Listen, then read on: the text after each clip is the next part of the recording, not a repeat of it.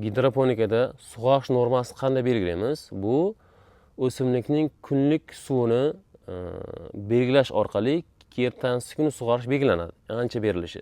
Ya'ni bunda bizga mana bunday latokka o'xshagan nima kerak bo'ladi? Bunda hozir ikkita mat joylashgan uzunasiga. Ikkita matga kapilning soni aniq, ko'cha soni aniq, berilgan suv aniq. Ya'ni 3 minutda 100 gram suv tushadi kapilnadan. Bu yerda 12 ta kapilni bor. Bir kunda misol uchun 500 gram suv berdik. 500 gram suv berdik. Mana bu yerimizga 250 gram suv tushdi. Ya'ni buni 50% ni o'simlik qabul qildi, 50% zarani chiqib ketdi degani. Chiqib ketdi degani.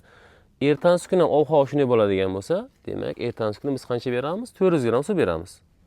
O'shanda bir kunlik sug'orish normasi chiqadi. Ya'ni drenajga necha foiz chiqish kerak degan savolga bir kunligi обязательно chiqish kerak.